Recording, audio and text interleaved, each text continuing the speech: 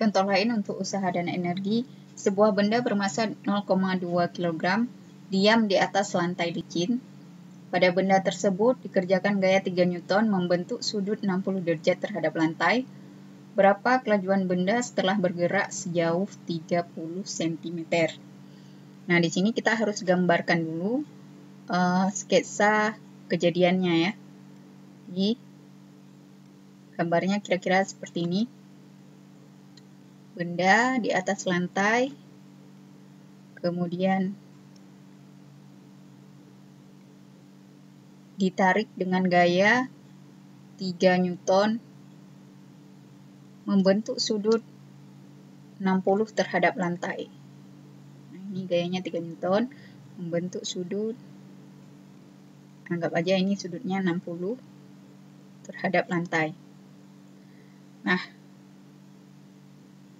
di sini yang ditanyakan berapa kelajuan setelah benda bergerak sejauh 30 cm. Nah, yang pertama yang harus kita buat adalah semua komponen yang diketahui. Yang pertama ada massa sama dengan 0,2 kg. Kemudian diam di atas lantai yang licin. Berarti kalau diam, ini V awalnya itu sama dengan 0. Dan di atas lantai licin, ini berarti tidak ada gaya gesek. Kemudian dikerjakan gaya 3 Newton. F-nya 3 Newton. Dan membentuk sudut 60 derajat. Kemudian yang ditanyakan berapa kelajuan benda setelah bergerak sejauh 30 cm. Ditanyakan V dan S-nya itu diketahui 0,3 meter ya. 30 cm saya ubah dalam 0,3 meter. Nah, yang pertama kita harus uraikan dulu F-nya ini ke dalam sumbu X. Jadi Fx ini sama dengan F kali cos theta. Maka dapatnya 3 kali cos 60. Cos 60 itu sama dengan 1/2. Maka hasilnya adalah 1,5 Newton. Nah, karena bendanya bergerak searah dengan arah Fx, maka di sini diketahuinya itu ada MVFS. Berarti ini ada hubungannya antara usaha dengan, kalau ada hubungannya dengan V berarti ada hubungannya dengan energi kinetik. Ya, T usaha sama dengan perubahan energi kinetik, di mana usaha itu adalah F kali S sama dengan EK2 kurang EK1. EK2 kurang dengan EK1. Nah, karena EK1 sama dengan setengah MV1 kuadrat, mana MV1-nya itu sudah sama dengan 0, maka di sini sisanya F kali S sama dengan setengah MV2 kuadrat. Ya. F-nya itu kita masukkan 1,5 kali S-nya 0,3 sama dengan setengah kali 0,2 kali V2 kuadrat. Ya. Untuk EK1 ini sudah otomatis 0 karena nilai dari V1-nya sama dengan 0. Maka kita dapatkan V2 kuadrat sama dengan 1,5 kali 0,3. Nah, di sini 1,5 kali 0,3 dapatnya 0,45. Kita bagi dengan 0,45 bagi dengan 0,1. Hasilnya adalah 4,5. Berarti untuk V2 sama dengan akar dari 4,5.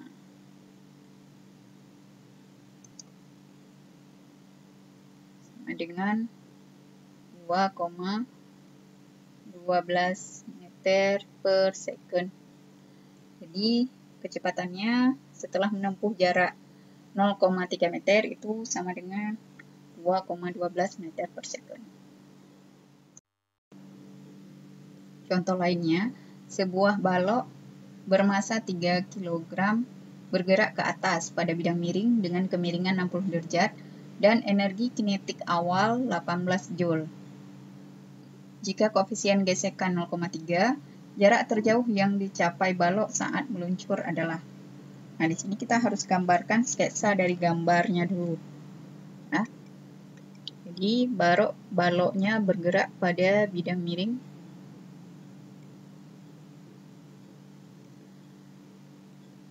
Nah, di sini balok bergerak dari bawah ke atas. Anggap saja baloknya ada di titik paling ujung. Ya, di titik paling bawah. Kemudian di titik paling bawah ini ada energi kinetik awal. Ya. Ini EK-nya ada 18 Joule. Kemudian di sini juga ada koefisien gesekan. Jadi kalau ada koefisien gesekan, otomatis ada yang namanya gaya gesek, yang arahnya selalu berlawanan arah dengan arah gerak benda. Bendanya bergerak ke atas, ya, arah gaya geseknya itu ke bawah. Nah, di sini yang ditanyakan berapa jarak terjauh yang dicapai balok saat meluncur. Nah, kita uraikan dulu gaya-gaya yang bekerja pada benda ini. Yang pertama itu ada, yang pasti karena memiliki massa maka ada gaya berat, W. Kemudian ada juga gaya normal, ya, N. Nah, di sini karena membentuk sudutnya 60, maka untuk mencari gaya normal, kita harus uraikan W-nya kemari. Ya. Maka W-nya itu sama dengan, ini memiliki sudut yang sama, maka W-nya adalah W cos theta. Jadi, kalau saya anggap ini sumbu X dan ini sumbu Y, sigma Fy sama dengan 0, maka N dikurang dengan W cos theta sama dengan 0. Jadi, N sama dengan W kali cos theta. W itu sendiri adalah gaya berat, ya. M kali G kali cos 60. Jadi 3 kali 10 sama dengan 30 kali cos 60 itu sama dengan setengah. Berarti hasilnya 15 Newton. Ini untuk gaya normalnya saja. Nah, di sini yang ditanyakan berapa jarak yang ditempuh oleh benda ini, ya, sampai pastinya bendanya berhenti. Nah, kita sebut saja ini jaraknya X, ya. Maka kalau kita lihat dari apa yang diketahui, di sini ada diketahuinya ada massa 3 kg, kemudian ada energi EK awal atau EK1 18 Joule, kemudian ada koefisien gesekan mu 0,3, dan yang ditanyakan ada X, ya, jarak yang ditempuh. Nah, kalau kita lihat dari apa yang diketahui dengan apa yang ditanyakan, maka di sini ada hubungan antara energi kinetik dengan usaha, ya. Berarti di sini usaha adalah perubahan energi kinetik. Nah, jawab usaha sama dengan perubahan energi kinetik. Nah, di mana perubahannya itu W di sini adalah F kali S. Nah, F-nya itu sama dengan F gaya gesek. Ya, F kali min X ya.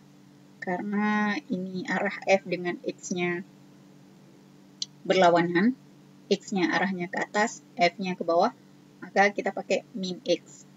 Nah, untuk F gaya gesek, dia punya rumus tersendiri. Ya. Ini EK2 dikurangi dengan EK1. Nah, F gaya gesekan ini persamaannya adalah mu dikali dengan gaya normal kali min X. Nah, pada saat benda meluncur dan menempuh jarak terjauh, kita anggap jarak terjauhnya di sini. Nah, berarti jarak terjauh ini membuat benda sudah berhenti di VT sama dengan 0.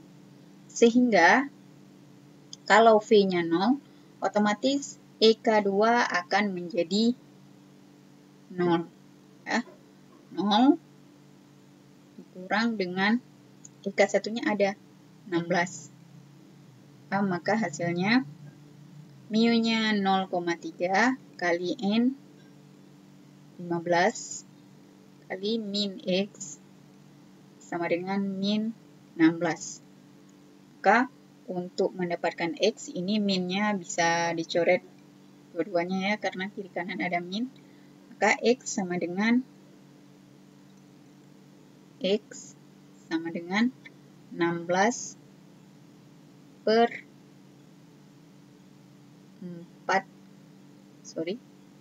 Bukan 16, ini 18 ya. 18